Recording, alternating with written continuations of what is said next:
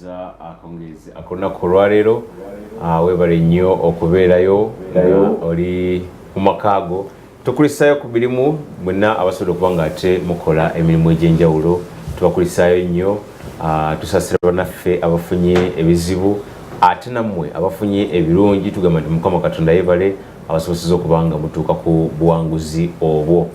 Program Kingdom Torch emaze okubanga etuuka tuva ku ssaawa 3:30 okutuusa ku ssaawa 4:30 era nga mu programu eno tuba tutunulira ebigenda maaso mu ggwanga lyaffe erya Uganda ate ne bweru w'eggwanga wekiba kyetaagisiza nitutuukayo tubeere nga tulaba biki bannayuganda bemulowooza ate era ne bakulembeze baffe biki bebalowooza ku nsonga ziba zigenda maaso mu ggwanga lyaffe.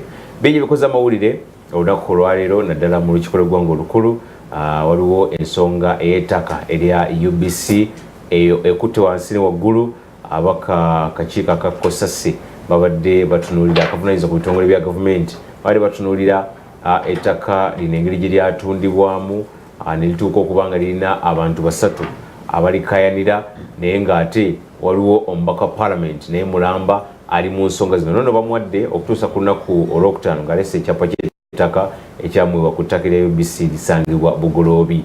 Ate era mu lukiiko lw'eggwanga olukulu abaka balina ensonga gye baleeta bano batuula akakiiko aka Government Insurance Committee and Implementation kano kavunaanyizibwa ku bintu ebisuubizo ebikolebwa abakulu mu gavumenti ate era n'abo abavaayo ne bagamba nti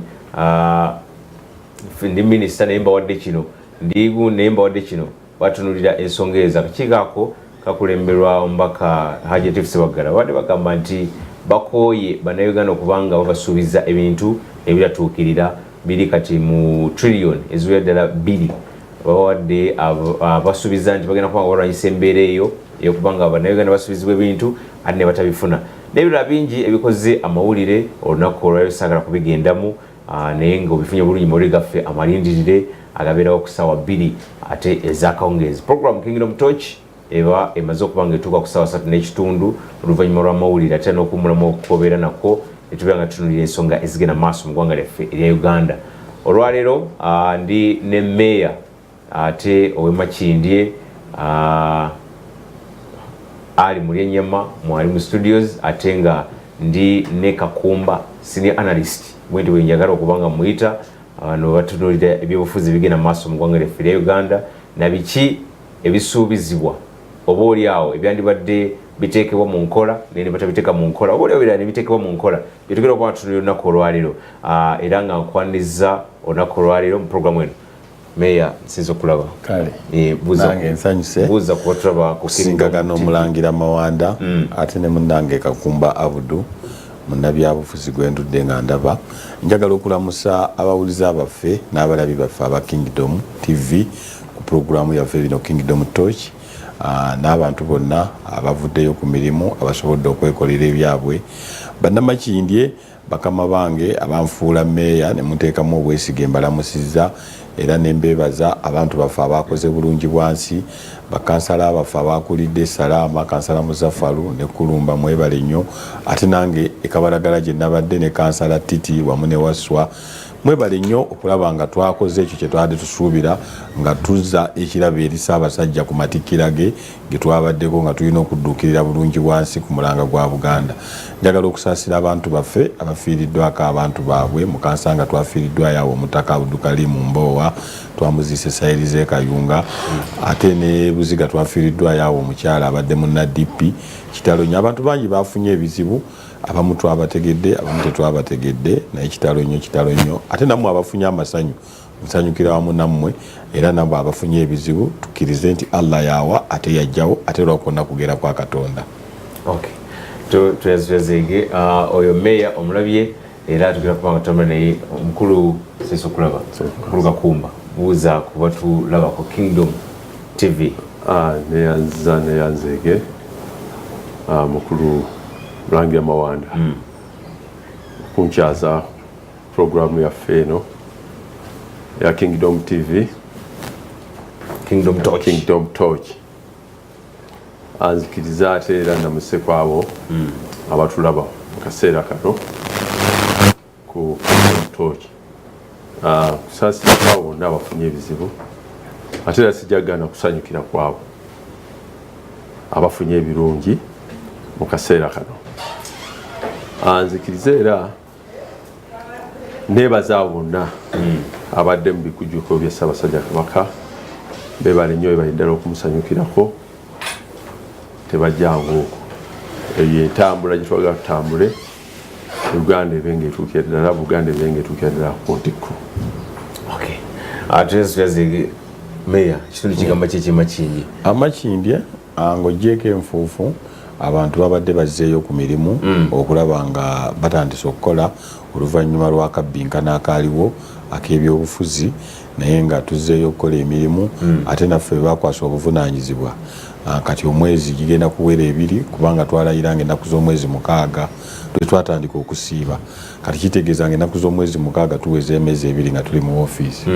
Tulina bye tutuuseeko nga nze gwe bakwasa ofiisi wamu ne bakansala abange serenzekka nti nkola bw'omu. Omukulembeze olw'okuba nti batukwasa obuvunaanyizibwa ne bakansala, so buli ekituukibwako nze nkulembera bukulembeze bannange, naye nga tuli bakulembeze. So mu bingi ebituukiddwako namaze dda okulobinga oluguudo oluva ewakuleekaana era tulakita ziziba ziyikuula. Oluguudo olwo lugwira ddala luyita ku Boston, ab'Emakindye mumanyiyo, ne lugwa mu ggwafu. So ekyo mu myezi 2 tukifunye. Lord Mayor asobola otusakira ebimotoka, waliwo ekitongole kya Victoria Environment Project ekikola ku mbalama z'ennyanja, yatusakirayo ekimotoka, ab'Emakindye n'atuwa ekimotoka ekikola kasasiro. Era nange ng'omuntu wadde sinakatuuka nasobodde okulaba nga abavubuka bannabyamizannyo nteeka ggoolo mu kisaawe ky'ekatwe n'obutimba, ekyo nakimaze.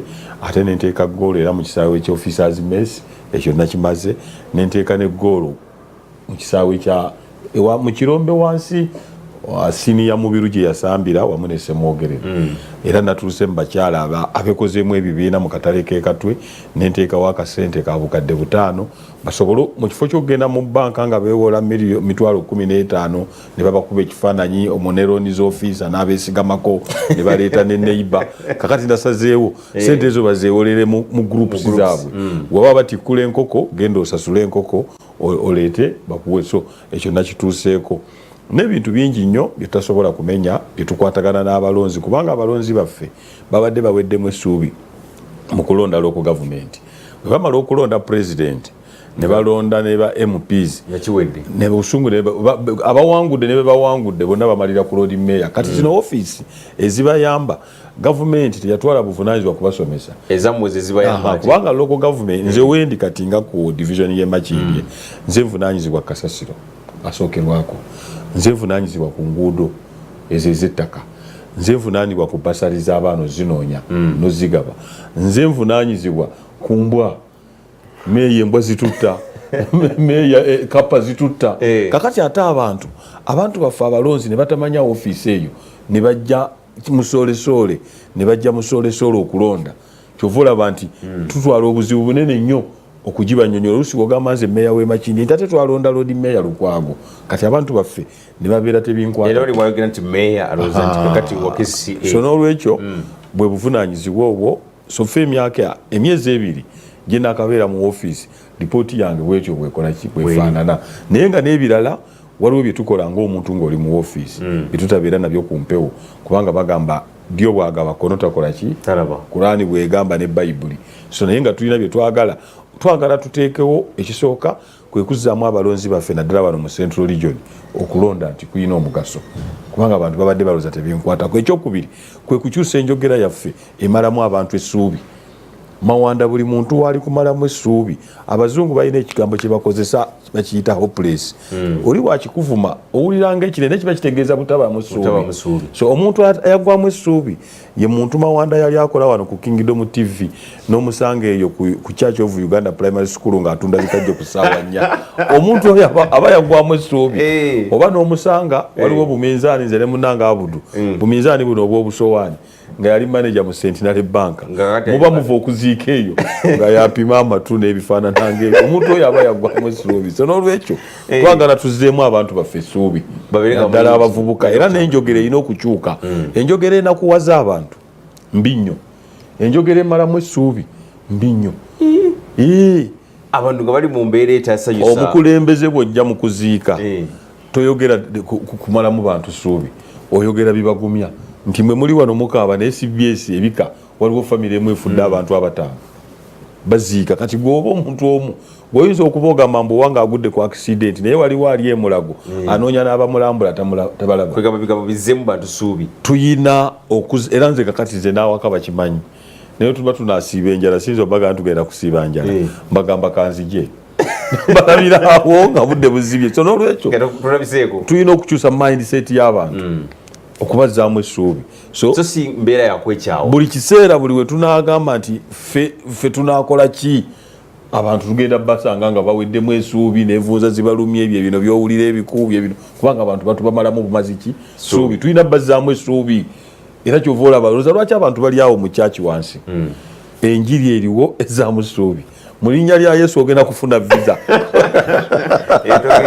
omuntu akeera amanyi era mu linnya lya Yesu n'agikola ki n'afuna visa. Determination eyo gyagenda nayo kuba bamusabidde okiraba era agikola ki agijja. So n'olwekyo abantu kyaki oba emizikiti gizzaamu abantu essuubi. So nga ate n'awalala omusumba kukwatako bw'ati n'ogenda n'ekyo ate wekanga oyiseewo n'agamba ogenda kutunda bbogo yawo naye ajja kuggwawo naggwawo n'oleta n'ekimu kya 10. So n'olwekyo naffe tulina okumalamu okuzzaamu abantu baffe ki essuubi kkulu nnyo mu nsi muno.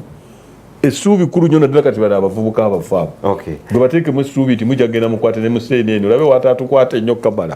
So n'olwekyo essuubi kikulu nnyo mu muntu. Tuyazege meya Mulyenyema akubulidde ebintu nga bwe bitambuza mu kitundu ekyemakindye era nga tugamba nti webale nnyo abebale ddala gwe ali ku mukutu ogwa Kingdom TV era ali mu kutulaba program Kingdom Torch. Tubeera tukuba torch mu bintu ebibeera bigenda maaso mu ggwanga ate era n'ebyo tusuubira nti oba oli awo wandiita bitegeera ne tubireeta ku mmeeza noyongera okubanga obitegeera gwe ali eyo.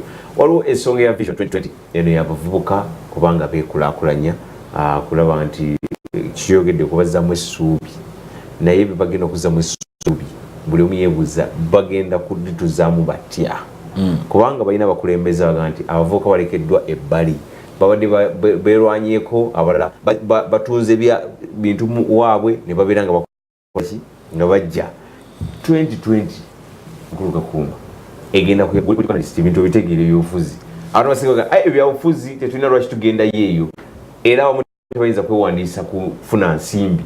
Minisita yali wanaatuga nti waliyo ensimbi mpitirivu mu minisitule ye naye abavubuka agenda naga baagala kunziba ate nfuna ekibinja ky'abantu be bati mboneebone Vision 2020 yakuyamba eti abavubuka era gw'ogirengeramu ki? Nange Mawanda ensonga gy'olese enkulu nnyo naye nga sinagituukako. Meya atunyonyodde bulungi nnyo ebiva mu division ye ya Makindye naye bw'otuna n'olaba atugambye okulonda kwali kuzibu bantu baali baweddemu essuubi kituufu lwa nsonga nti ekisanja ekiwedde bw'okitunuulira KCCA yakimalako ng'eri mu ntalo bameyors aba divisions bakimalako nga weebali ne bakansala baabwe naye nga balinga ebiki ebisiikirize emirimu gyagikolwa ekisanja kiri ekiwedde kaakati nekibameya Mulyenyema tebiriimu ebyo meya Mulyenyema tebiriimu naye abitegeera bulungi olutalo lwaliwo wakati wa Lord Meya n'owa mukulu Musisi Kyala Musisi ne minisita wa Kampala ng'abantu ne bakirowooza nti n'omulundi guno osanga bwe kinaakola ki bwekinaabeera naye kyamukisa mulungi meya waavaayo n'atukakasa makubo kagenda kukolwa ebisaaniko bigenda ekimotoka basayizi weeziri kizaamu amaanyi era bwetula mu division zonna ezaaliwo okomperinga kangambe nga Kawempe ne Makindye ne Lubaga yabalyamu empanga lwansonga nti amakubo gaali bwagalaba gaakolwa Lubaga division era okukusomooza kw'amaanyi nnyo eri meya Mulyenyema naye ate abalaba twafunamu okulowooza tugaa nti bagakola olusi lwa nsonga ezi Ssaabasajja Kabaka ewali embuga ye tumanyi tugaa nti oba oluusi okusaala kwa paapa twaletewa amakubo geruba kukola ki okuba papa n'agenda ati erubaga tekko ng'engudo sinkole kubanga ebiseera bye yabimalira ddala awo we yali ekyemisana ate n'amiitinga abantu ab'enjawulo ne mu offices ez'enjawulo ezitali wamu ebera ne tubitunuulira naye tugamba weewaawo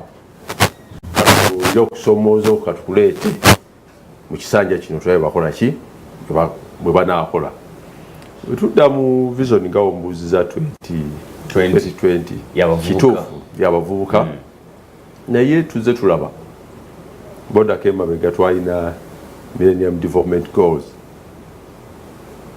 2015 era ndowooza walaba twalina okumeetinga targets ne goals twalina okuteeba naye bw'otunuulira twateebako nga 2 twasomesa abaana UPE yabeerawo ekyo nakyo netukiraba ne tulwanagana gavumenti nerwanagana okulaba nti ekendeza okuki obwavu kakati erese vision endala 2020 ate era vision zeeyongera waliwo ne vision 2040 ey'abaana baffe n'abazzukulu ki n'abazzukulu baffe naye okusomoza kuli luddawa okusomoza kuli nti osooka n'otunuulira population n'ennyingiza y'abantu ennyingiza yaffe eri etya n'abantu bameka kati abo tutunuulira tajeti yaffe tukiraba banga bw'otunula abavubuka be balina ebitundu nga 77 ku bantu abali mu Uganda kale ate bw'otunulira abavubuka n'obatunulira emyaka 15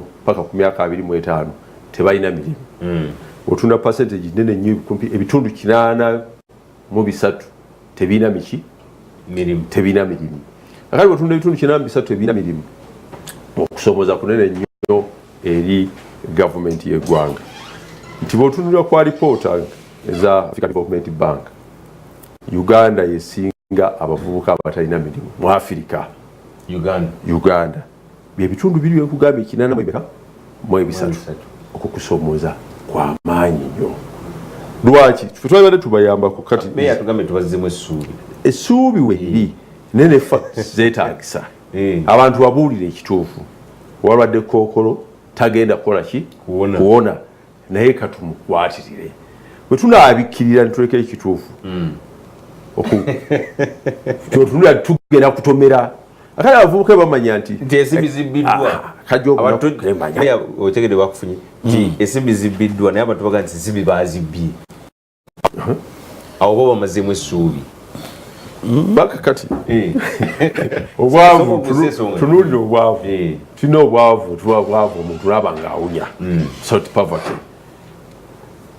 naye gavumenti balwanya bakulembera balwanya kitongole kya finance kirwanya nekiwi planning egwa economic planning okulaba nti kisitula obwavu bugwawo mu bantu naye era abaavulunkusere bakoze ki basigaddeyo kakati obutakola bwe buleeta obuki bwe buleeta obwavu bwaba nga abatakola bali ebitundu 83 ku 100 obwavu tebujja kukola ki tebujja kugenda kakati kitegeeza nti ebintu byaffe bye tukolera wano mu Uganda tebijja kufuna ekintu omanyi waliwo ekintu bayita local market natambulako e Hong Kong eyo naye nze ntambula mbuuza nagere Dubai abagwira be beesuulira mu mahoteri kubanga Dubai katale ka nsi yonna bw'ogenda Hong Kong China abantu bannansi buli weekend be basula mu mahoteri gaabwe kuluma wanda avaawo naga nti lwayongera kusula mu Serena luyinja kusula mu ki mu Sheraton kakati eyo local market Uganda ekitakola ki ekitaliwo okwekusomooza eraza okumpulira nti nvudde wano ngenze ovudde wano ogenze Jinja kwewaamu naye ng'omuntu munnansi ebyo ebintu kubanga buno obulamu bwaki bwa kiseera nogamba ti olina kukwata mukyala we oba girlfriend we nga abaana bakyali abato naga nti buli myezi 2 njakujjangamu olunaku ndensuleko out era ndyeko out kati ebyo twabirekera bazungu akati local market nebanga tekola ki teriiwo kirala sente zaffe zigudde nnyo akatale zitandise okujaabuuka tukyayinza kugamba nti kati sente nusu 10 lulimu vali baba tunulira tuzitwalira ku $1 dola yali ku mitwalo 27 sijja kudde eri wansi oba ku mitwalo 27 yalinya teddanga kali ku mitwalo 33 mu kanana 33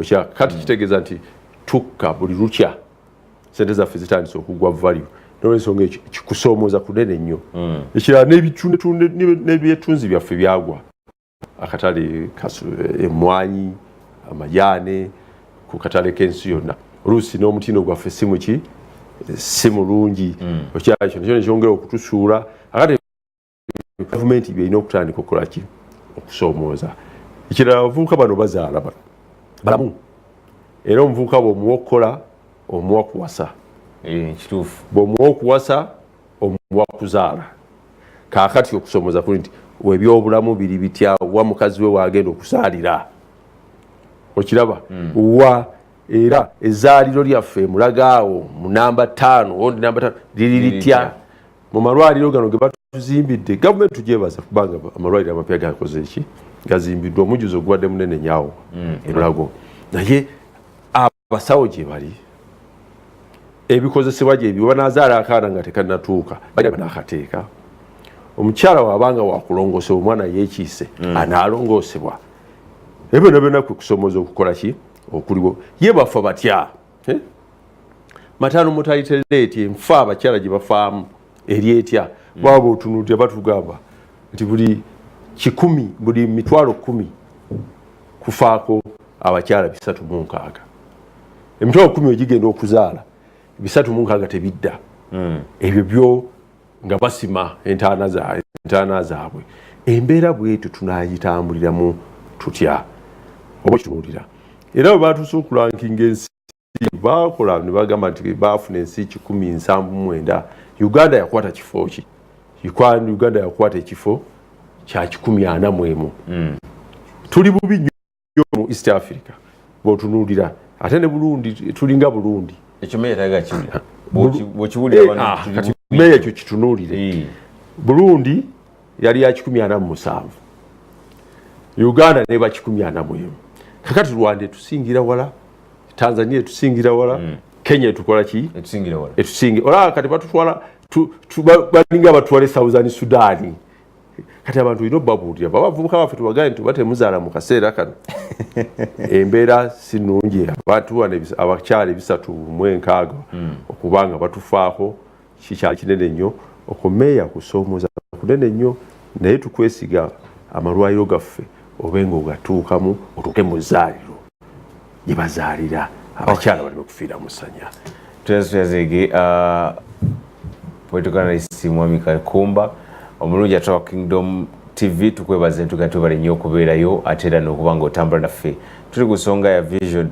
2020 erimu okulaakulanya abavubuka n'okulaba engeri gye bayisobola okuba nga ate babeera mu bulamu obweyagaza naye njagala kuba nga tuwumulamu katono bwe tubeera nga tukomawo yakuda ne meeya abeere nga atubuulira ye ensonga zino zonna aziraba atya kubanga agambye nti essubi lirina okubeera mu bantu naye ate mukulu Kakumba bw'atulaga nti abantu babuulire ekituufu ekiba kigenda mu maaso Vision 2020 gwe togirabayo nga ebbulula abavubuka bano Vision 2020 ebbulula kubanga mu kusoomoozebwa kuno omanyi bulijjo challenges zino bw'ozifeesinga ojjamu naffe kakati bwe nga tusuubula tuli basuubuzi wakusudde otunulawo nnyo sijagamba nti awasula president abavubuka sijagamba nti gavumenti erina byekoze efuddeyo ejjanjabi kankola ng'omusujja gw'ensiri ekujjanjabye era neraba nti abaana abato nga balina omusujja gw'ensiri baweebwa eddagala lyabwe nevaayo nekola olutalo ku siriimu HIV AIDS neraba nga abantu baweebwa eddagala lyaki erya siriimu negaba obutimba bw'ensiri ebyo nabyo n'obitunulira akafuba bakalwanyisiza sente zituweereddwa nnyo kuba gavumenti etadde sente nnyo mu makubo wadde nga obuli bw'enguzi nabwo mwebuli ebyaffe katosibwa bikola ki wabiwulira kolasi omulaba ku lw'e Masaka alina engeri gyaseereramu n'accident oziraba wadde nga oluusi naffe tuvuza kimama ebyo ebintu birina okuva ne tubyogera lwaki bakola obukuulo obutono owa bodaboda nabula waayita owebigenda nabula waayita tuleeta nemaliza ng'enyize n'omuntu n'amaliza ng'akoze ki nga anyize okay accident esse katuwumuliremu kaawo katono tubire nga tukomawo tova ku Kingdom TV program Kingdom Torch nange omunake Frank katungulemu oluvannyuma tukomewo tubire nga tuyongerayo tovaawo. This is Kingdom TV.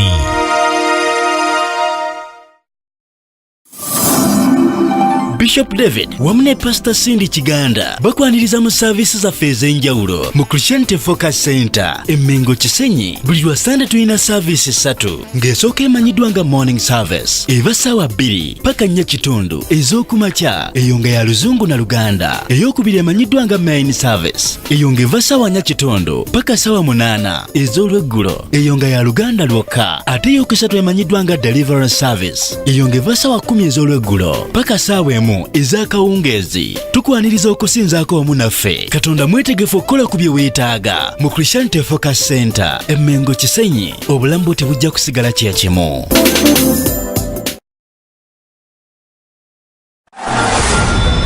Yesunga yejaga okulaba ekisinkano y'omulundi ogwokutaano.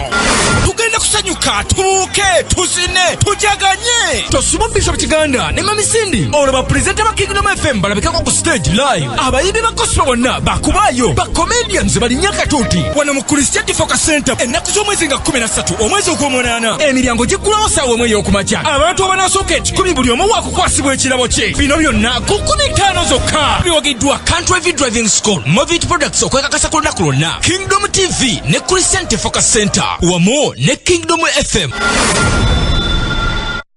City Lunch Fellowship Nakasero. Abantu bawona bafuna emirimu, abatalina ssuubi bafuna essuubi, abantu balokoka. Weeyo ne City Lunch Fellowship Nakasero okuva ku lunaku lwa wiiki okutuusa ku lw'omukaaga. Ababuulizi nga bakulembeddwamu Bishop David Kiganda n'abakazi n'abasajja ba Katonda bangi abokubuulira ekigambo ku ssaawa 6 gwennyini ogw'emisana paka ssaawa 8. Akuwa omukisa gujja mu City Lunch Fellowship Nakasero. I said don't kill my rhythm, I am covered by the best. My motor insurance is covered by the best. Nothing can kill my rhythm, I am covered by the best. Retirement can't kill my rhythm, I am covered by the best. Life has good rhythm when you're covered by the best. School fees, medical investments are covered by the best. If that's right now, I'm covered by the best. ICEA, how you do it is the best. At ICEA Group, we believe that you should live life with rhythm, uninterrupted rhythm. That is why we offer a unique and amazing range of insurance products that will help you protect and create wealth. Choose ICEA Insurance. Don't kill the rhythm.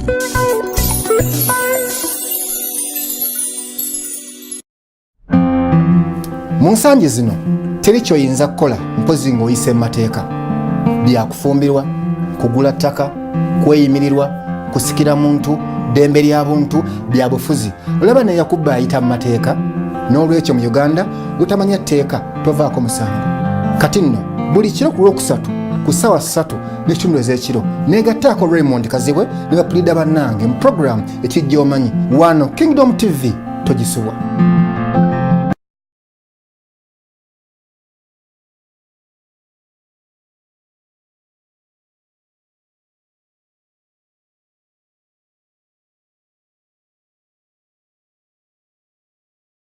Singa nali mmanyi nti ekizigo omusawo apojeri kiwonya kiti nalikedde kubigula. Mwenna bannayuganda mbagabire okubawonya ebintu bizibuzibu. Mukama yatusaasidde twafunye omuvumuzi akoze sabbuuni musawo sooku avumula endwadde ezitusumbuwa. n'ekiziga kirese boda cream skin kirina kirungi mama kyabato n'abakaddiye naffe ab'enviiri batulowoozezzaako baleese n'emisawojeza hair relaxer no base formula nga bino bikola retouch okuddukaza enviiri zo n'okuba nga zimasaamasa onaabemu ne musawojeza hair shampoo olumala osigemu treatment ya musawojeza hair conditioner eya leave-in abyetaaze bisange mu maduuka gonna oba ku headquarters ku Namirembe Road ku kizimbe kya Keke Building omwaliiro ogusooka edduuka namba B17 essimu noti 782 68 14 noti 8 ne noti 7 noti 68 14 noti 8 famire yaffe tukozesa musawo so n'ebizigo ate eyiyo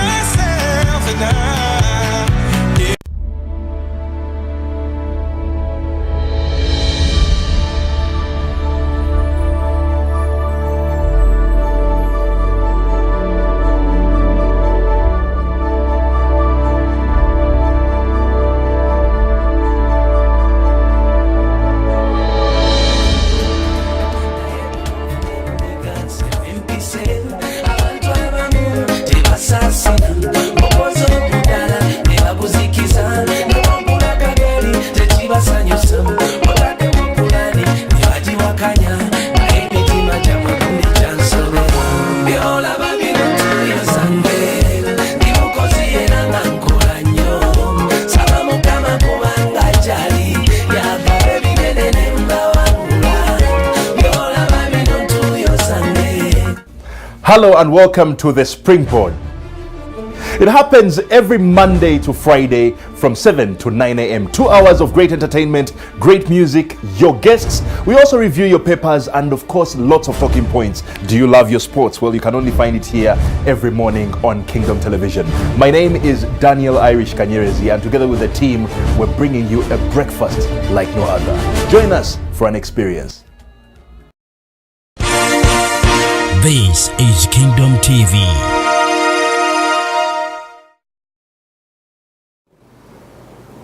Tukulisa nnyo mukuumula okwo ate netugamba tubale kwekumira ku Kingdom TV program Kingdom Touch nange omulembe Frank ndi ne Mayor Ali Mulyenyama ate nga ndi ne political analyst Kakumba wetuita Mulampakisa zijja kubeera nya kitundu screen gyotunuddeko kuliko enamba y'essimu enoti 3 osobola okuba ng'oyita n'obeera ng'obuuza ekibuuzo naye nga tujja kuba nga tuzifuna maaso awo nakutegeeza nti kakana ate oli waddembe okuba essimu tusobola okuba nga ate tukufuna bulungi nawe osobola okuba nga obuuza ekibuuzo kyo ku nsonga gy'onooba oyagadde okuba nga obuuza kutangambe tuli ku nsonga ya Vision 2020 kusinga tutunudde abavubuka n'ebintu ebibeetoolodde oba n'ebibaleetera oba oli awo okuva mu mbeera. Meya ogambye nti abantu balina okubaamu essuubi era mubazzaamu ssuubi naye gye tweyongera tulaba waliwo akatambi akabadde kalagibwa tukogeddeko nnyo akatambi ako nga kalaga omukulu omu yabadde awagira akantu Dr. Kizza Besigye muwagizi we poliisi nejja nemutomera ate ne bamwana ne bamusamba n'omusamba avubuka bakulaga nti tetulina ssuubi essuubi balina mu nkyukakyuka kangambe bwe mu nkyukakyuka guli opposition essuubi lyonna lisobola n'okubeera mu kudduka ekisooka nze waliwo byesikkirizaamu mu gavumenti ya AR nakati ezo Vision 2010 Vision 2020 waliwo ebintu byesisoma mu mawulire n'embiyitako nze sisoma nti NRM eyina enteekateeka z'abavubuka topiki ngiyitako sisoma mukayifula bamuyise mu kooti ebyo sisoma saagala nze sitambulira ku peesi ya muntu waliwo ekitasoboka nze ndi mulabi wa mupiira waliwo abazanyi b'omupiira bentegedde bageze okuva ku mupiira nga kono ya mulemu kulosinsa oba golo y'omutwe kakati ebintu by'okukyusa obulamu bw'abantu bw'ogulaba oti mu bbango manyi eyo si goolo era si celebratinga ntunula n'eri ne manyi eyo goolo kiiki tasobola gutera kakati embeera z'okukyusa abavubuka enyalwe wejirano botafire bali bavubuka bamugisha muntu ebakadiyiza n'ekimako kuffe naffe tukadiyiza kati ekimyeko kummwe wabula buli bavubuke bagamba tugenda baddunula zibwe mugisha muntu yajja wano nga 26 Besigye nga 28 bonna abo ne bakaddiya kakati n'ekima kuffe naffe ne etukadiyiza kati ekimye kummwe ate kati mwe batadde mu vision eyo kati yo ebanga wa taxi atayingira mu park ayiwayo buyima kindye nadda kati abavubuka so n'olwekyo nze waliwo bye sisoma era kasitantuuka mu topic ng'egamba nti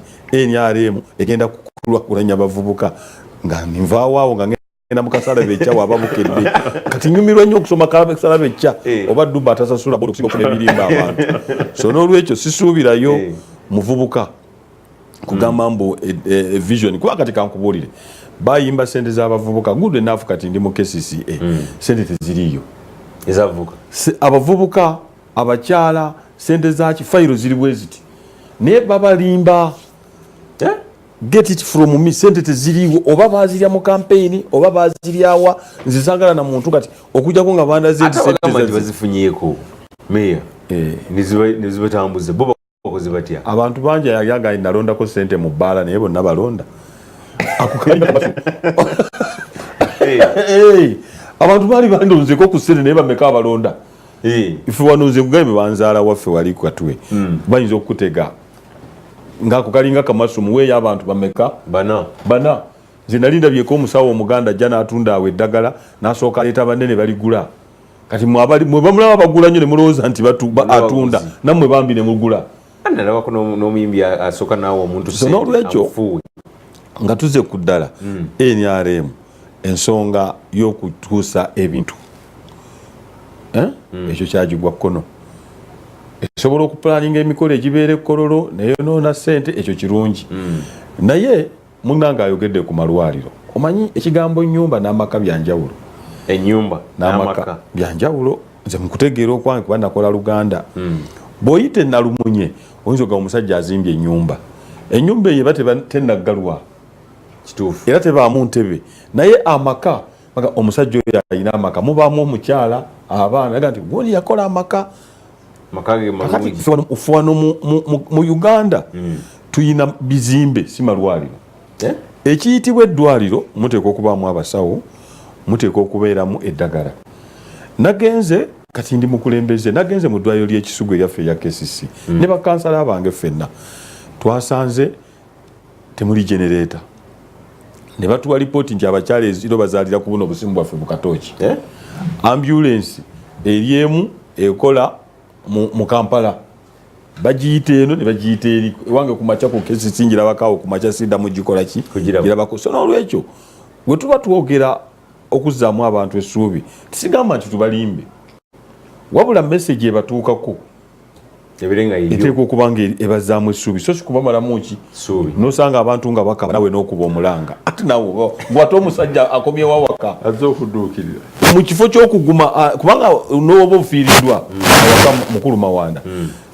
olina okumanya nti baleeta amawulire kituufu kati woneekaabya abala bajja kukatwala olina okumanya ebintu bajja kuyingira mu kisenge babbe ebintu kati gwe olina okuguma era nozzaamu abantu essuubi nobagaa kati mufulumye entebe muteeketeeke omuntu akutuse tumugolole tojja kulinda abantu bajjaawo ng'omufu agize bw'ati kubanga gwe wabadde okaaba so n'olwekyo ekigambo okuzzaamu essuubi ate tulimbiramu bantu so n'olwekyo njagala ntegeeze abali wano ku Kingdom Torch yaffe eno nti ebintu ebyo byemulaba abavubuka baagala kulaba ne olaba bagoberera ano Kizza Besigye gwe balabamu essuubi kyekiri kye nagambye ensonga lwaki abantu bali awo wansi balaba essuubi lyabwe eriri awo ensonga lwaki bagoberera Kizza Besigye balaba essuubi omulimu gwa poliisi eguvuddeko netandika kufaitinga kyekisembayo poliisi erina okunoonyereza erina okubega n'okunoonyereza byanjawulo erina okuziyiza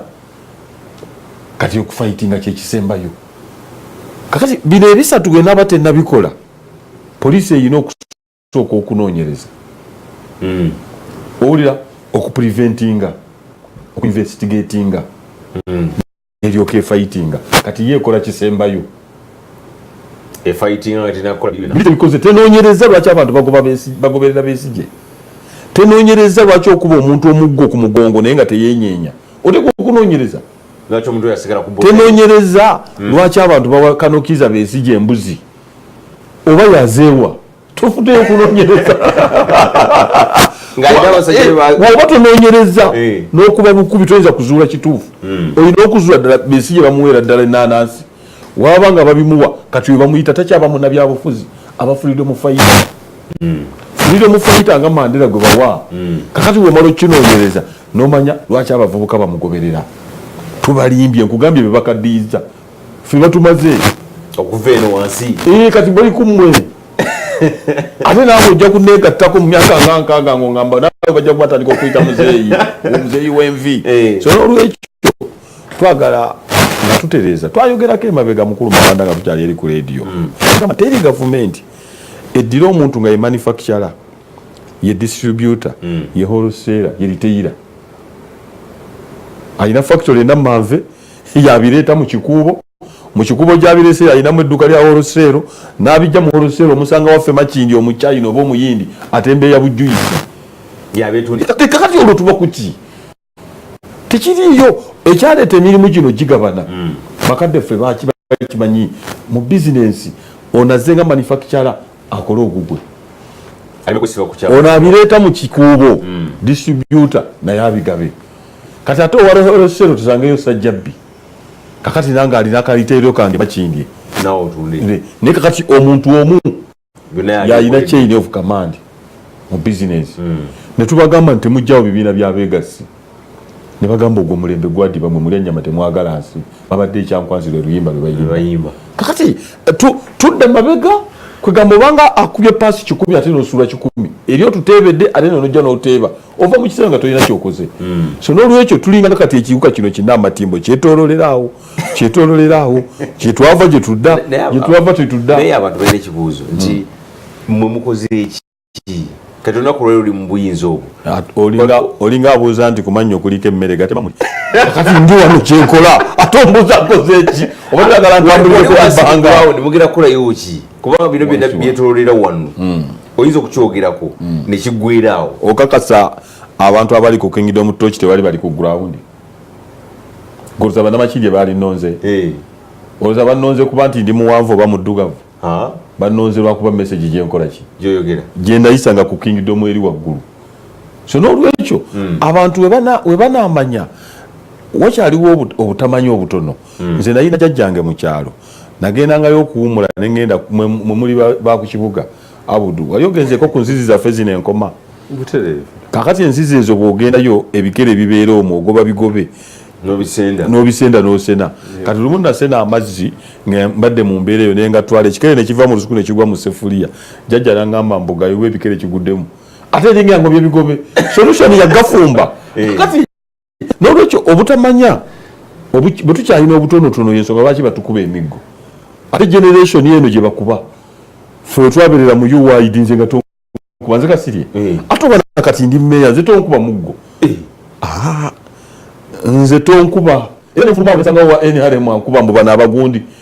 Nkwanze bw'onkuba nze siriseeka nti nja kusala yera akabiri. Oba faaza nti nsomeyo mmisa. Wonkubira noonya nange noonya. Tuyinza okumalako ekibuga kino nga tugobagana. Kyova olaba nti nze generation ekyenjiga yakuba semugayaavu. Nze kasirye ng'onkuba n'omuggo.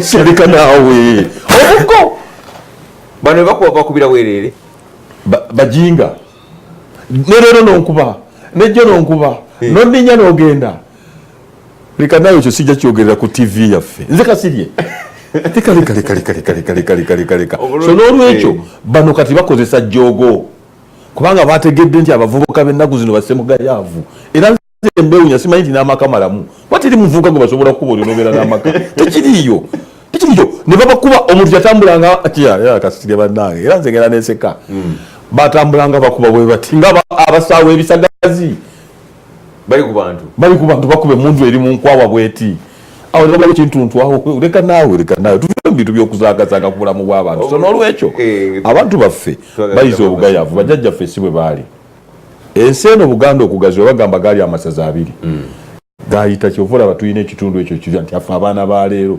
katulwane okukuza Buganda tetujja kutuula butuuzi awo nga tugenda kumatikkira ne tudda waliwo bye tulina okukola ng'abaana nga Katikkiro wakola Mawanda wootuuse obaddeko byoyiseemu kituufu bano bassemugayaavu be bakuba nze kasige nembera ku kkubo nebanga mpagira Besigye onkubira ki nga mundu ebibokwawo ngaalinga Johnson ogenda ogijjayo nga naawe owulira ku nkona naawe ogendako mu kiriniki muve ebintu by'okusaaga ebyo batanyira ku bantu so n'olwekyo tuyambe abantu baffe bino ebya Vision 2010 Vision 20 ebyo byombozi ya Ssebadduka omanyi omuntu anaavuga omulamba agula ebintu bisatu obuteggama nguba obutamusindikirako obutasuzibwa era omuntu ayasimbudde ku mwenda omulambo mukufuna ekabaale nga yegamye kakati Uganda wetuuse tuyina okuguma bino byonna bye bagamba bino bajja kukola programu ezitujja ku mulamwa bino ebyokukuba abantu bisiri kati gwokyawulira defiance gavumenti ey'abadikiteeta esetinga ebintu bingi mumuyinza okutambulira ku peesi yaayo kyovula waffe wetwasambiranga omupiira buli wokkiriza Arsenal okuteeka wansi ogenze nokkiriza ekusambe kano wansi gwe gukuba etteke gubayitako buyisi bagala okola ng'enywedde nga goola ezimaniwe bakubira kakati ffe kati kyetukoze ensobi yaffe ono munange wa movement owulidde naye mba movement oluusi ababiraba ate ogenda okuwulira ng'agamba nti ate NRM erina byekoze ate biruwa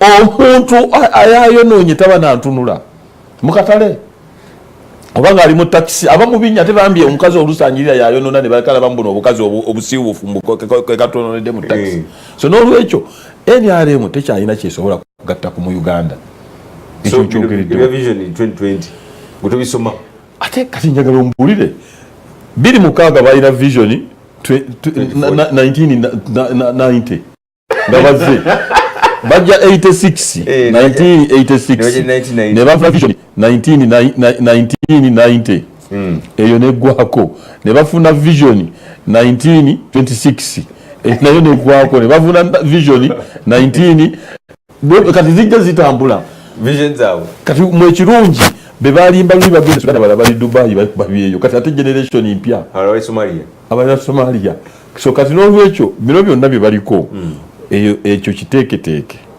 okulaba wabakoze ebintu bingi omusambwa gwakuta abakazi egu ne tubeera ku ekyo kamiliyoni akamunyanja ne tubeera ku ekyo ebyo bisetting tebiriyo Kayihura bamuyise mu kooti ne tusoma ekyo ne kitwaza mwami Museveni atudde ku kkubo ng'akuba essimu ekyo ne kitwaliza weeks ezi kakati nze nsigala ngamba nze nzizeeyo makindi era bano abaana bange bakasumba babeera ku mikutu gyaffe eri salaama mbabuulirawo ebyo tembiteekako basaabwe baaruna toteekako ekintu ekituwugula ku mulamwa omusajja omu ayinza okuleekaanira wali kumbe naayingira mu nnyumba yogolooza eri babba kati ebintu ebimu biwugula bannayuganda kubajja kulya abantu bakyaliddeko batubba obulu bavaayo dda bali ku poliisi etukuba bali gundi bamuyise mu kooti so n'olwekyo tulina okuddamu ku mulamwa so bannayuganda nze mbasaba ekintu kimu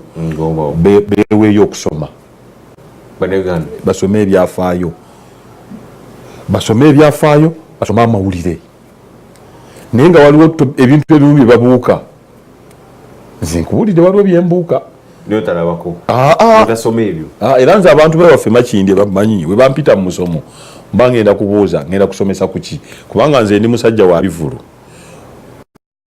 kamiliyoni wamala okujja ku stage oba walukago oba tokyaleesa abudumulaasi ekivulu kiba kirinnye kali mwe ekizibu kyammwe omutira ebivulu kwe kukola ekyo walukagaze kamiyaze ani katanooleta chansi nalubega ekivulu ekiffe oyo oba omugaliddeyo omulungi ataba ku Kingdom TV tukwebaza webale nnyo okubanga otambula naffe twagala kubanga tujja eri mmwe abakubi b'amasimu ku noti 7 Renda asatu oberenga ate osobola okubuuza ekibuuzo kyagala kubanga obuuza tuli ku Vision 2020 meya tugambye nti oluyimba ye takyalukola ki taluyimba oba tatunulayo ku page ng'ezo naye nga mukulu Kakumba ye alabamu ensonga yema kubadde ngera waliwo ebitanabakola ki kubanga bitereera n'olwekyo osobola kubanga obuuza ekibuuzo kyagala kubanga naye binaatereera ddi kubanga Kakumba naye agenda giri emyaka 3 nawulira nti mwali muyita mu buyisi naye kakati mwagala kusindika kukola kituufu ekyo nga bwe ndi analyst meya tugambe nti tasoma page 2020 ku luno nkuze enamala okukula nasawo nga nti kiseera kituuse okubanga sina pate lwansonga bane pate bane site olwobono otera okulokoka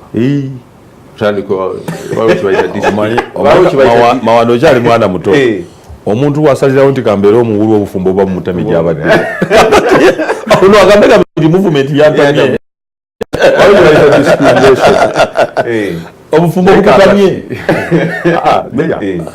meya tajja kukakafu ogera bwana Abudu ogambye nti kati bwe natuuka nakula kambeera omuwulu obufumbo bukutamye ajja kutamya obufumbo kyoba otubuulira analyst bw'abaako site tasobola kugyayo nsonga naye ebigambo meya byayogedde niramu ebinkutte naddala bwayogedde ekigambo kya cooperative sezo zezatukuza bajjajjaffe bakitaffe kakati gavumenti nga terinateekerateekera bavubuka eyeesibyeko olw'ensobi zaayo omuzadde yasookanga omuzadde yamanyi omwana gwenzadde mukuzizza ntya era ngenda mujja ntya mu lujja lwange mute agenda atandika ensi naye kakati ffe ebyenfuna nga ffe abazadde byakonziba nti okuva bracket okuva emyaka 4 kangambe 42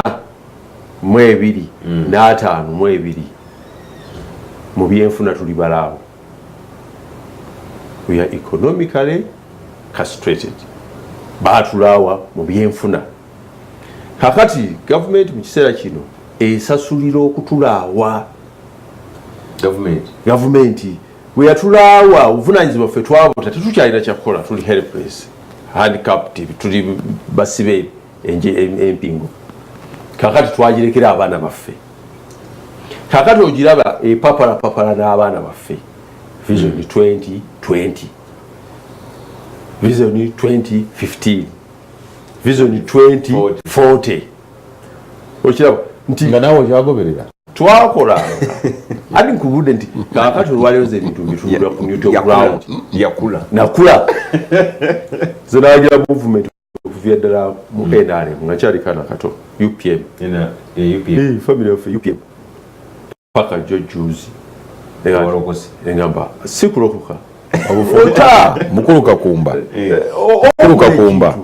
ogambye okuze saagala ogamba ota obufumbo bwonna ng'obubaddemu nga bwogambye linafumbirwa andikaana kato n'otuuka mu myaka 5 n'ogamba obutadde obadde obwenyumirizaamu oba bakutamiza obufumbo ebintu biriwo ebiti kusensonga kanze kusensonga ya mukulu meya mulyajamu nkuze aga amazina sikyagasobola owulira ekyokubiri sijja kusobola kwogera nsonga nga bwe zaba nga ndiko oludda emyaka gino gyendimu kakati ekikyalimba byenimbye ebikomi emyaka giri nimbye gibadde kyobedda kyenkwagaza nimba mu byobufuzi ekyo singa kyewayogera singa wankutte edda mu ngalo nimbye ebbanga erimala tugende wansi kitwale nga bwokiramu ezenga nti ku luno ekintu kiri kye bataakola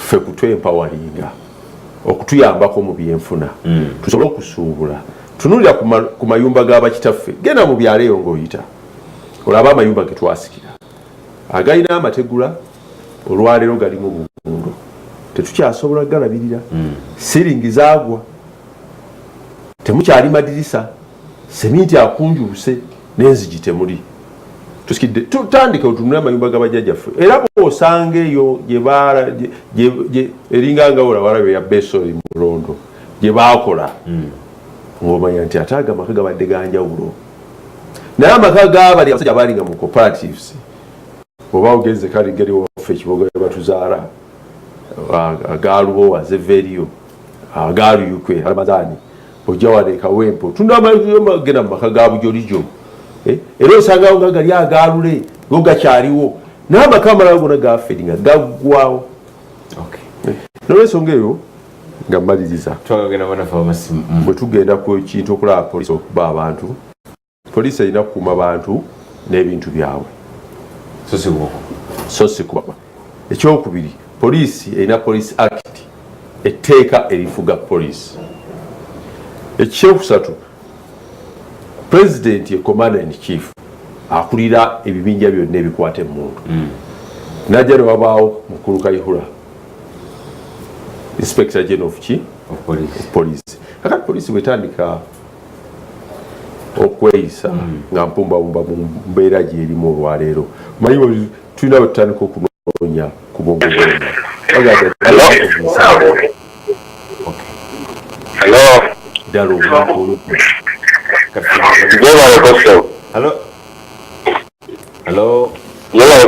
Kale sibu nawe ojje baleko balikulaba Kingdom TV ani ono Yesebo Kenny kati kyemba kinzekala okugamba mukulu Kasirye mulyanyama meya waffe nti kati tuuta mu ntebe batuuka gye batuuka balekera bate okudda mu byobufuzi ate bagambe ate Besigye ataani etwagala tukolera atukoledde ki manifesto gye yakola biki byamaliriza biki byatandikeko era kituukiddako tetwagala wulira migo twagala wulira gikolo webazinyo webale nnyo lwe ddala okubuuza ekibuuzo ate okubanga wabula ekibuuzo kirungi noti 7 noti emu rwenda asatu esimu Hello. Njagala nze Kasumba Kifaacho Salibo. Yesebo Kasumba. Ndi musajja wa meya nnyo era gatwagerera ebaganya naye nga mukiraza kutwogera. Ekibuuzo ekibuuzo. Naye meya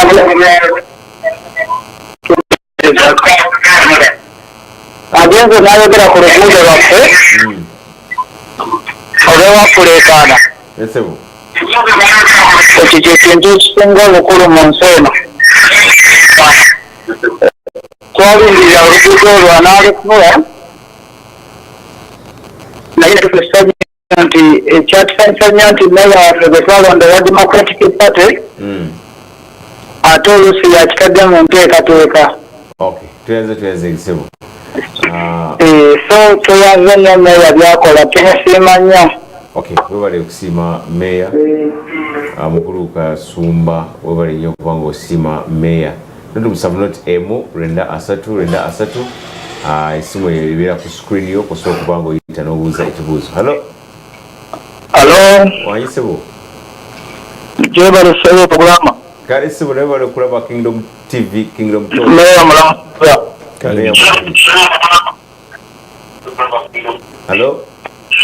kakati mbadde njagala okuyita omwaka eryalema oyo ekyo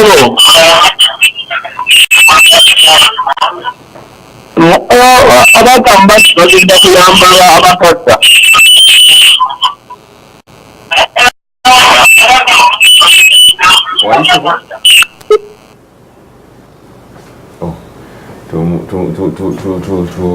tumusubiddwa naye ndabakadde katudduseeko katufune asembayo webale sebo okuweereza kale sebo naye bale okulaba Kingdom TV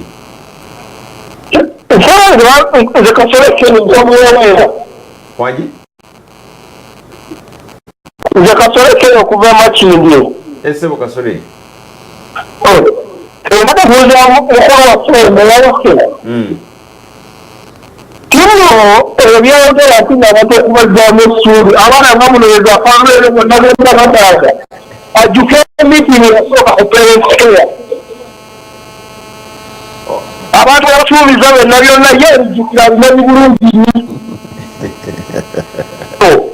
esebo kale tuyazeege kakati omanyi bw'osomesa abaana bonna tebayita omusomesa abeera mu kibiina kibuga ekikulu ekya Uganda Kampala ebibuuzo omwana n'ateeka Nairobi naye nga yali tagenze mu ttooyi nkugambye mu myezi 2 manifesto ya President Museveni ya myaka asatu tanafunso naye kati nze mu myezi 2 aŋŋamba ono oluguudo lw'ewakulekaana nabadde ewuwe n'enfuuyira ebiku ne babiragane ku mawulire mu muzigo gwo mwennyini oyo akubye essimu nkola ku ddagala lyange enguudo nzikola ez'ettaka baziwalakata ebisaayo by'emipiira kakati ono ye omanyi otubeereye waffe mulemakulirawo ku mizigo waliwo oluyombo lw'emizigo kati ono lwaleese ku mpewo kati faabo mizigo n'olwekyo nze njagala okugamba emyezi 2 aŋŋamba mbu manifesto yange ngimazeeyo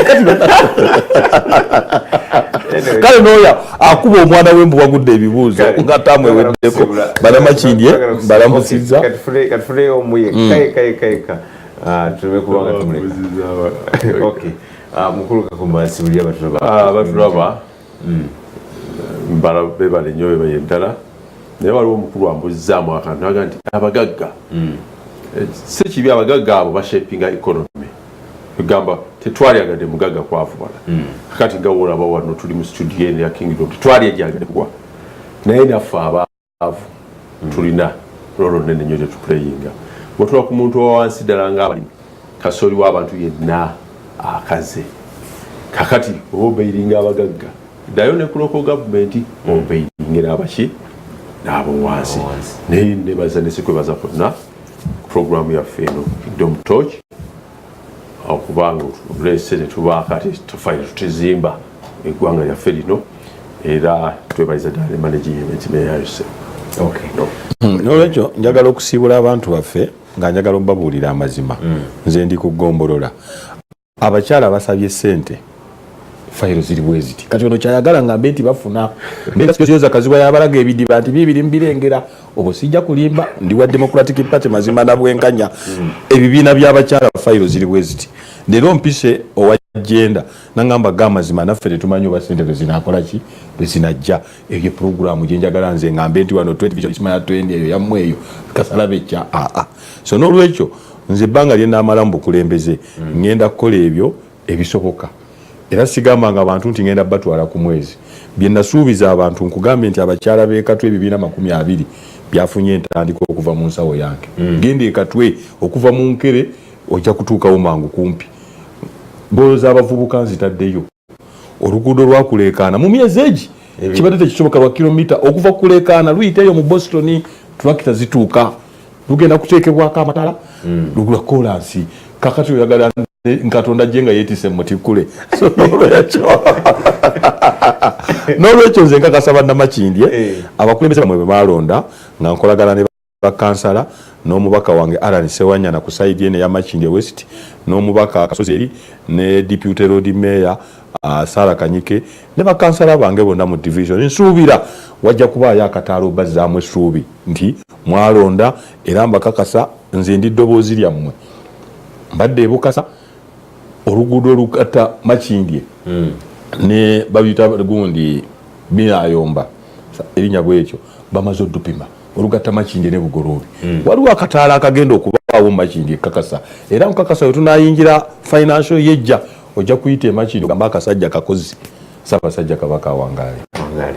Okay, twagala okwebaza ennyo olw'okubeera omulabi omulungi wa Kingdom TV ate ne program Kingdom Torch.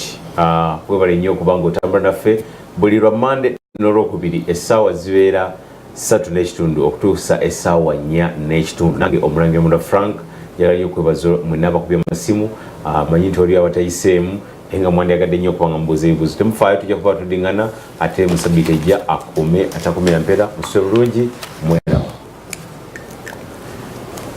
musajja yavamu. This is Kingdom TV. City Lunch Fellowship in Nakasero. Abantu bawona bafuna emirimu, abatalina ssuubi bafuna essuubi, abantu balokoka. Weeyune City Lunch Fellowship in Nakasero okuva ku lunaku lwa wiiki okutuusa ku lw'omukaaga. Ababuulizi nga bakulembeddwamu Bishop David Kiganda n'abakazi n'abasajja ba Katonda bangi ab'okubuulira ekigambo ku ssaawa 6 gwennyini ogw'emisana paka essaawa 8 akuwa omukisa ng'ojja mu City Lunch Fellowship in Nakasero. Ibanda, Rakai, Sembabule, Lyantonde, Masaka, Mubende, Kingdom FM. Esanikidde zinnayo. Buli muntu yesunga yejaga okulaba ensisinkano y'omulundi ogwokutaano. Tugenda kusanyuka tubuuke tuzine tujaganye. Tosoma Bishop Kiganda ne Mami Cindy olaba pulezidenti ba Kingdom FM balabikako ku stage live. Abayimbi ba gospel bonna bakubayo ba comedians balinnya katuuti wano mu Christian Focus Center ennaku z'omwezi nga 13 omwezi ogw'omunaana. Emiryango giggulawo ssaawa emu ey'okumakya. Abantu abanasooka ekikumi buli omu waakukwasibwa ekirabo kye. Bino byonna ku 15 zokka. Biwagiddwa Country V Driving School, Movit Products okwekakasa ku lunaku lwonna, Kingdom TV ne Christian Focus Center wamu ne Kingdom FM. Bishop David wamu ne Pastor Cindy Kiganda bakwaniriza mu services zaffe ez'enjawulo mu Christian Focus Center Emmengo Kisenyi. Buli lwa Sunday tulina service 3 ng'esooka emanyiddwa nga morning service eva ssaawa 2 paka 4 kitundu ez'okumakya, eyo nga ya Luzungu na Luganda. Eyokubiri emanyiddwa nga main service, eyo ng'eva ssaawa 4 kitundu paka ssaawa 8 ez'olweggulo, eyo nga ya Luganda lwokka. Ate eyokusatu emanyiddwa nga deliverance service, eyo ng'eva ssaawa 10 ez'olweggulo paka ssaawa 1 ez'akawungeezi. Tukwaniriza okusinzaako wamu naffe. Katonda mwetegefu okukola ku bye weetaaga mu Christian Focus Center Emmengo Kisenyi. Obulamu tebujja kusigala kye kimu. Okusabira abantu, okubasiiga amafuta, ogoba obunafu, emizimu, endwadde, byonna byakusegulira. Amasanyalaze ag'omugulu gayite mu bulambo gakutule buli ekibadde kyakwata mu linnya lya Yesu omwe Nazareti, mu linnya lya Yesu omwe Nazareti, mu linnya lya Yesu omwe Nazareti. Kino kisimbiddwako omulaka mu ddoboozi ery'obwakatonda Bishop David ne Pastor Cindy Kiganda okumala wiiki namba wano mu Lunch of Fellowship Mmengo Kisenyi. Tosuwa Lunch of Fellowship wamu n'abasumba abalala bangi okuva ku ssaawa 6 ez'emisana okutuuka ku ssaawa 8 ez'olweggulo wano ku Christian Focus Center Mmengo Kisenyi. Ekyamagero kiri mu mikono gyo. This is Kingdom TV.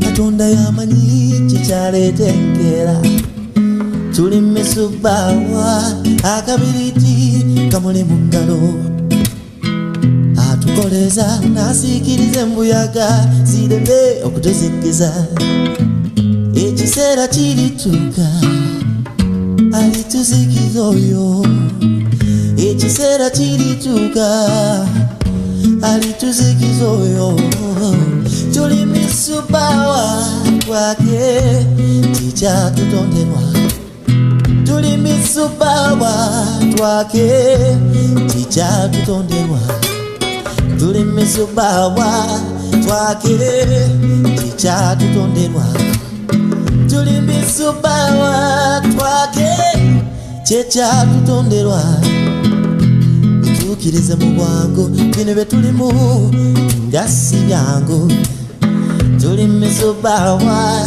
ensi gye tulimu tugifuluma mu magu atukoleza nasiikiriza embuyaga zireme okutuzikizamu ekiseera kirituuka alisongola omumwa ng'omufuuyi w'olwa atuzikize ekiseera kirituuka alituzikiza oyo tuli misubawa twake tikyatutonderwa tuli misubawa twake tikyatutonderwa tuli misubawa twake tikyatutonderwa tuli misubawa twake tikyatutonderwa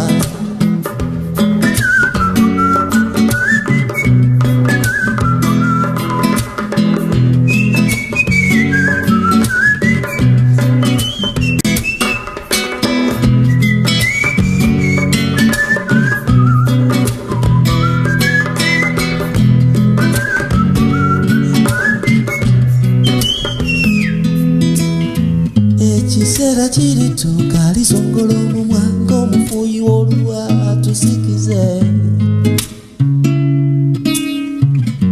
alituzikiza oyo tuli misubawa twake tukyatutonderwa tuli misubawa twake tukyatutonderwa tuli misubawa twake tukyatutonderwa tuli misubawa twake tukyatutonderwa tuli misubawa twake tukyatutonderwa tuli misubawa twake tukyatutonderwa twake tukyatutonderwa tuli misubawa twake tukyatutonderwa tuli misubawa twake tuli misubawa twake tuli misubawa twake tuli misubawa twake tuli misubawa twake tuli misubawa twake tuli misubawa twake tuli misubawa.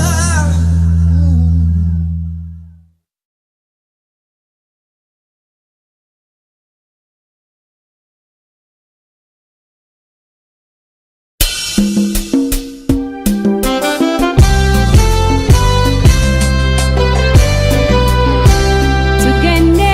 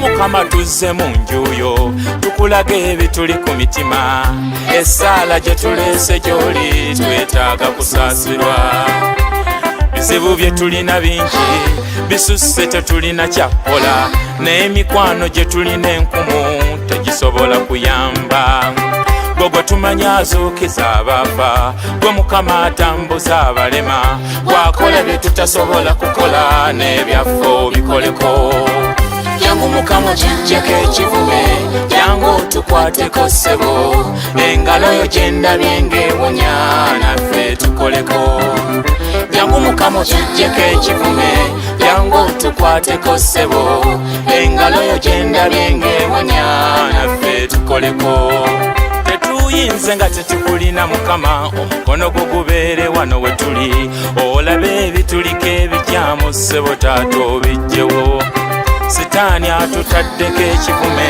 ayagala tuveeyo mu njuyo atukozese tubeere mu kubula naye Mukama omusobola gwe gwendabye asengula ensozi nga ne ku nnyanja osaako ekkubo essaala gye tuleese gy'oli ssebo taata ogiddemu jangu Mukama kijjeko ekivume jangu tukwateko ssebo engalo yo gye ndabye ng'ewonya naffe tukoleko jangu Mukama kijjeko ekivume jangu tukwateko ssebo engalo yo gye ndabye ng'ewonya naffe tukoleko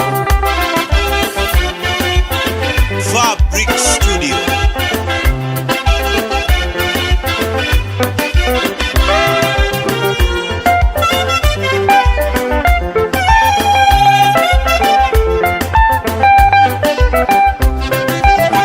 tusaasire tetulina kyakola gwe tumanya atalemererwa Mukama enseke ezisekewa gye tuli leka ziswaza abaziseka n'amaziga ge tukaabye mangi gakyuse gafuukemu essanyu oswaza abaaseka Mukama nti tetulina litujuna ne bino ebibuze bibuuzibwa nti Katonda wammwe aliriddawa ssebo weerage weerage weerage jangu Mukama kijjeko ekivume jangu tukwateko ssebo engalo yo gye ndabye ng'ewonya naffe tukoleko jangu Mukama kijjeko ekivume jangu tukwateko ssebo engalo yo gye ndabye ng'ewonya naffe tukoleko jangu Mukama kijjeko ekivume jangu tukwateko ssebo engalo yo gye ndabye ng'ewonya naffe tukoleko jangu Mukama kijjeko ekivume